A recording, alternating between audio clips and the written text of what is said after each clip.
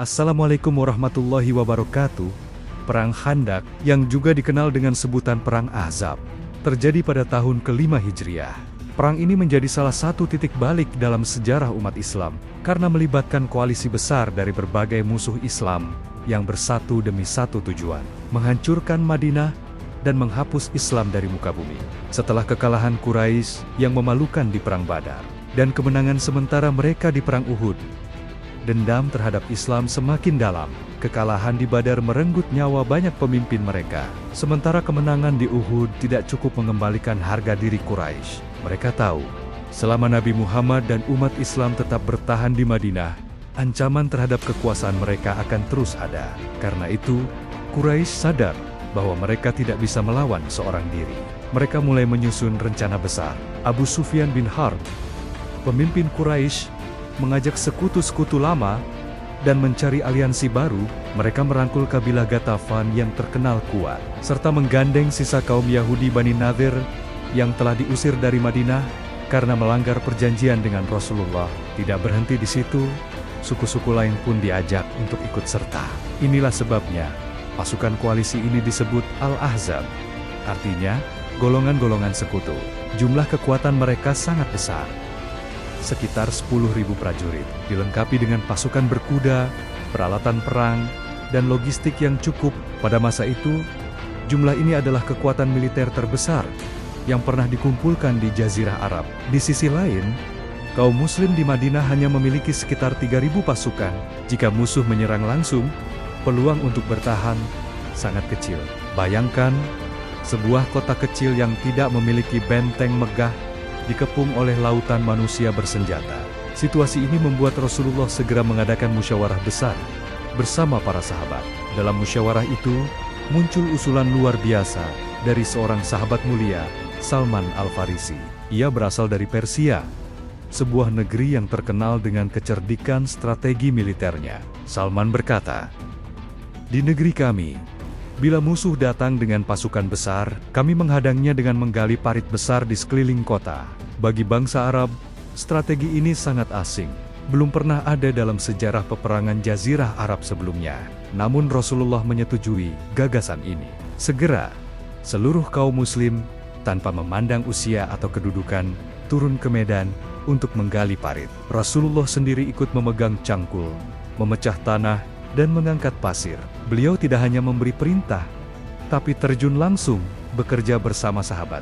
Pengerjaan parit berlangsung di tengah musim dingin yang menusuk tulang. Tanah Madinah keras. Perut sahabat kosong karena kelaparan.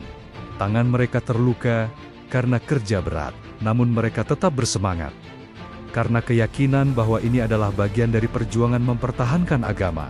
Dalam proses penggalian, Allah menunjukkan mujizat Nabi untuk meneguhkan hati para sahabat. Salah satu kisah terkenal adalah ketika para sahabat menemui sebuah batu besar yang tidak bisa dipecahkan oleh alat apapun. Mereka melapor kepada Rasulullah. Beliau turun ke lokasi, memegang palu besi, lalu memukul batu itu. Dengan setiap pukulan, keluar cahaya terang yang menerangi sekitar. Rasulullah bersabda, "Dengan cahaya ini, Allah memperlihatkan kepadaku pembukaan negeri Persia." Dengan pukulan kedua, Allah memperlihatkan pembukaan negeri Romawi. Dan dengan pukulan ketiga, Allah memperlihatkan pembukaan Yaman. Sahabat tertegun, bagaimana mungkin di saat mereka dikepung musuh dengan jumlah besar? Rasulullah justru memberi kabar gembira tentang masa depan Islam yang akan menembus 2 kekaisaran besar dunia. Peristiwa ini membuat iman mereka semakin kuat. Selain itu, ada pula kisah Jabir bin Abdullah. Ia melihat Rasulullah begitu lapar, hingga perut beliau diikat dengan batu untuk menahan rasa sakit. Jabir merasa iba, lalu mengundang Rasulullah makan di rumahnya. Ia hanya menyiapkan seekor kambing kecil dan sedikit roti, cukup untuk beberapa orang saja. Namun ketika Rasulullah datang, beliau mengajak seluruh penggali parit, yang jumlahnya ratusan orang. Jabir terkejut, karena makanan itu sangat sedikit. Tetapi dengan izin Allah, makanan itu tidak habis sampai seluruh penggali parit makan kenyang. Kisah lain juga menceritakan bagaimana sahabat hanya punya sedikit tepung atau susu. Tetapi ketika Rasulullah membacakan doa dan meniupnya, makanan itu mencukupi banyak orang. Semua peristiwa ini adalah tanda dari Allah untuk meneguhkan kaum muslim di masa paling sulit. Mereka lapar, lelah, dan menghadapi ancaman besar, tetapi mereka tidak goyah karena yakin Allah bersama mereka. Inilah awal dari Perang Khandaq, sebuah peperangan yang tidak hanya mempertaruhkan nyawa, tetapi juga masa depan Islam. Ketika parit selesai digali, datanglah pasukan Quraisy bersama sekutunya menuju Madinah. Dari kejauhan, debu tebal mengepul, suara derap kuda dan teriakan pasukan terdengar menggetarkan hati. Jumlah mereka luar biasa, 10.000 prajurit dengan peralatan lengkap. Madinah yang kecil tampak bagai terkepung oleh lautan manusia bersenjata. Namun begitu mereka tiba, mereka terkejut. Parit besar yang dalam dan lebar membentang di sisi kota. Taktik ini asing bagi bangsa Arab. Pasukan berkuda mereka, yang biasanya menjadi kekuatan penentu, kini tidak berguna. Kuda-kuda tidak mungkin melompat melewati parit yang lebar dan dalam, dan mereka tidak bisa menyerang langsung ke dalam kota. Musuh pun mulai melakukan pengepungan panjang. Mereka berharap bisa menekan kaum muslim dengan blokade, hingga kelaparan memaksa mereka menyerah. Hari berganti hari, pekan demi pekan, pengepungan itu menjadi ujian berat. Kaum muslim di dalam Madinah menghadapi rasa lapar, udara dingin, dan ketakutan. Anak-anak menangis karena kekurangan makanan. Para sahabat menggigil di malam hari, tidur dengan senjata pedang dan busur panah di sisi mereka. Di tengah kesulitan itu, kaum munafik yang dipimpin Abdullah bin Ubay semakin meresahkan. Mereka menyebarkan kabar bohong, janji Allah hanya ilusi. Muhammad menjanjikan kita kemenangan atas Persia dan Romawi, padahal kita bahkan tak sanggup keluar rumah. Bisikan-bisikan ini melemahkan sebagian orang yang imannya rapuh. Musuh beberapa kali mencoba mencari celah untuk menyeberangi parit. Mereka mengitari sisi Madinah, berhari-hari mencari bagian yang lemah.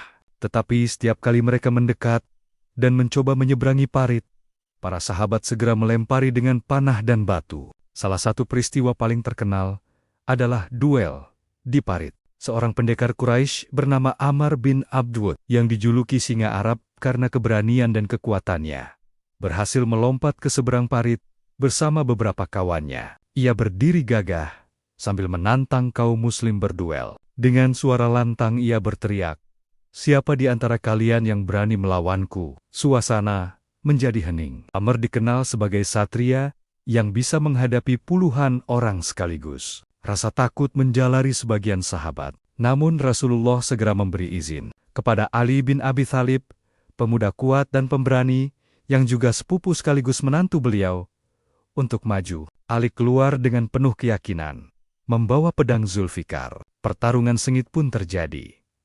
Debu beterbangan. Suara logam beradu terdengar keras. Para sahabat menahan napas, menyaksikan dua pendekar bertarung di tengah ketegangan. Dengan keberanian luar biasa, Ali berhasil menebas pedangnya hingga Amr jatuh tersungkur. Sorak takbir menggema.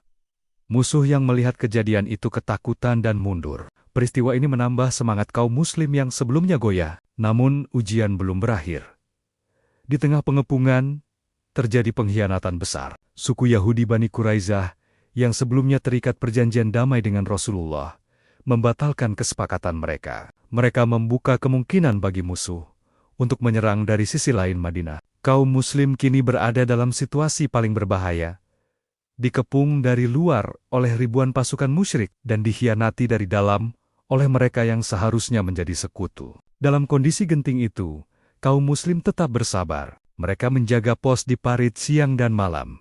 Meski perut kosong dan tubuh lemah, Rasulullah sendiri ikut berjaga, menunjukkan keteladanan yang membuat sahabat tetap teguh. Lalu datanglah pertolongan Allah dengan cara yang tidak pernah disangka. Pada malam yang gelap, angin kencang bertiup sangat hebat. Tenda-tenda musuh roboh, api unggun padam, kuali terbalik, dan pasukan mereka kedinginan. Tidak ada yang bisa menyalakan api untuk menghangatkan tubuh.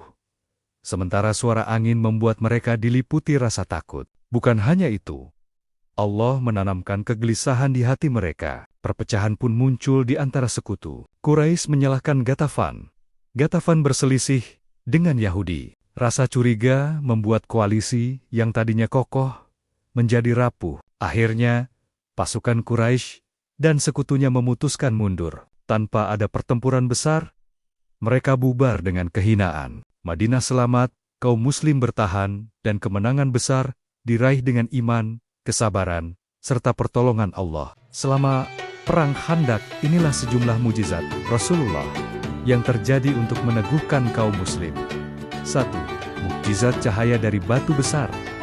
Rasulullah memukul batu keras, cahaya keluar, dan beliau memberi kabar kemenangan Islam atas Persia dan Romawi. 2. Mukjizat makanan. Makanan sedikit yang tidak ada habisnya di rumah. Jabir bin Abdullah cukup mengenyangkan ratusan penggali parit, bahkan untuk seluruh penduduk Madinah. 3. Mukjizat air. Rasulullah memohon kepada Allah dan air keluar hingga para sahabat bisa minum. Semua ini terjadi di saat kaum muslim sedang lapar, lelah, dan dikepung, menambah keimanan mereka bahwa Allah bersama mereka. Peristiwa penting lain adalah ujian iman. Orang-orang munafik memperlihatkan wajah asli mereka dengan berkata, janji Allah hanya tipuan. Namun orang-orang beriman justru semakin yakin. Allah pun menurunkan ayat dalam Al-Quran. Quran Surat Al-Ahzab, ayat 22. Dan tatkala orang-orang mukmin melihat golongan-golongan yang bersekutu itu, mereka berkata, inilah yang dijanjikan Allah dan Rasul-Nya. Dan benarlah Allah dan Rasul-Nya. Dan yang demikian itu menambah iman mereka dan ketundukan. Perang Khandaq juga memperlihatkan kecerdikan strategi. Dengan satu ide Salman Al-Farisi, Madinah terselamatkan. Inilah bukti bahwa Islam bukan hanya mengandalkan kekuatan fisik, tetapi juga ilmu, kerjasama, dan doa.